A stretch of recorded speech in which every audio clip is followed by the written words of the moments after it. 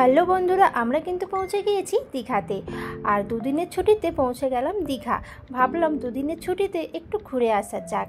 তো সামনাসামনি মনে হলো দীঘাতেই যাওয়া যাক, আর ওয়েদারটাও ভালো আছে। তো একঘেয়েমি জীবনযাপনের থেকে একটু ছুটি নিতে বেরিয়ে পড়লাম। তো আমরা দেখো পৌঁছে গিয়েছি, আর আমরা উঠেছি আলিশান হোটেলে। আর হোটেলটা খুবই সুন্দর, নতুন, মাত্র 8-9 মাস হয়েছে হোটেলটা। তো দেখো তোমাদেরকে আমি হোটেলের ভেতরটা দেখিয়ে দিচ্ছি। আর এই হচ্ছে দেখো বাথরুম,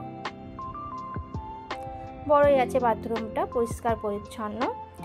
আর এই হচ্ছে একটা মিরর, আর এই হচ্ছে আমাদের হোটেলের রুম।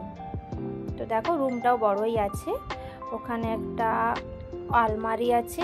আর এই দেখো আমার মেয়ে এখানে বেডের মধ্যে খেলা করছে। বেডটা হচ্ছে গোল্ড রাউন্ডের বেডটা। আর আমার মেয়ের তো খুব পছন্দ হয়েছে রুমটা। আর এই দেখো 3 ধারে ব্যালকনি, খুব সুন্দর। আর জানো তো বৃষ্টি হচ্ছিল, তো তখন আরও সুন্দর দেখাচ্ছিল বাইরেটা ব্যালকনি থেকে। আর এই দেখো রুমের আগের দিক থেকে, ব্যালকনির কাছ থেকে ভিউটা তো সত্যি খুব সুন্দর। আর ওটা কী গাছ আমি জানি না, তবে ফুল ধরে আছে গাছটা, তো খুব সুন্দর দেখাচ্ছিল। আর এটা হচ্ছে সন্ধেবেলায় তোমার পরিবেশটা দেখিয়ে দিলাম। ব্যাস, তারপরের দিন চলে এলাম বিচে। আর দেখো বিচে তো প্রচুর লোক, মানে দীঘায় তো জানো সবসময় প্রচুর লোক থাকে। আসলে মধ্যবিত্তদের জন্য দীঘায় বেস্ট। তো আমরাও চলে এলাম একটু বিচে। প্রচণ্ড রোদ ছিল, তবে মাঝে মাঝে মেঘলা ওয়েদারটাও করছিল, বেশ ভালোই লাগছিল মিলেমিশে। তো এখানে নামার উপায় নেই, কারণ জোয়ার চলছিল, তার জন্যে জল একদম উপরে চলে এসেছে, তাই বালি দেখাই যাচ্ছিল না। তাই জলে নামার কোনো উপায় ছিল না, এই পাথরে বসেই সবাই আনন্দ নিচ্ছিল।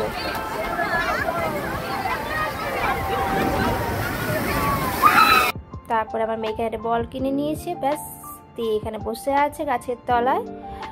তারপরে দেখো শুধু উত্তালটা দেখো সমুদ্রে, মানে জোয়ার চলছিল, সমুদ্রের উত্তালটা দেখো।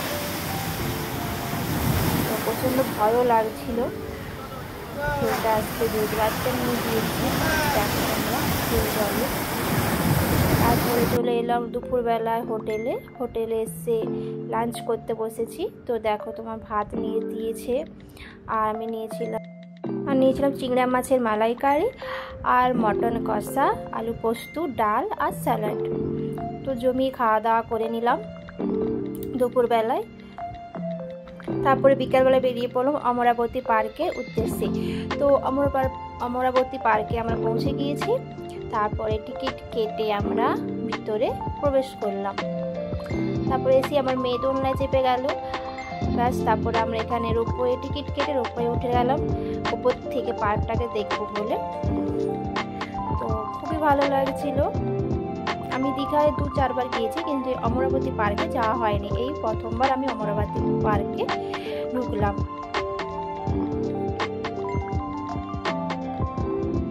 তো দেখো রোপওয়ে ছেড়ে দিয়েছে, তো উপর থেকে বেশ ভালোই লাগছিল। পুরো পার্কটা আমরা দেখে নিয়েছি উপর থেকে। আর তোমাদেরকে দেখিয়ে দিচ্ছি পার্কের ভেতরটা কেমন।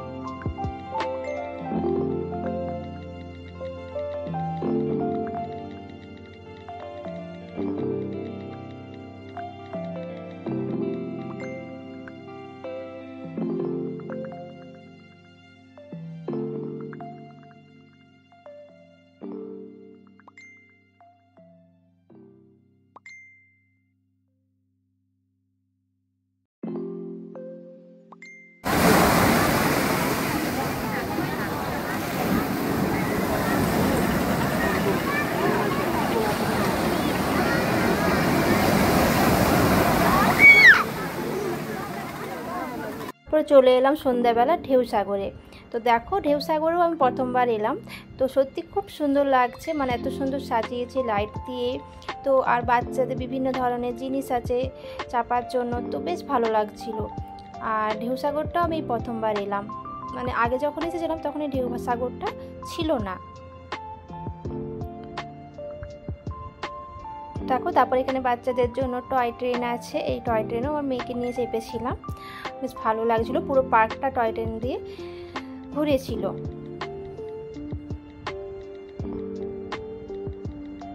তো দেখো এই রাস্তাটা খুব সুন্দর লাগছে বিচের দিকে যাওয়ার জন্য।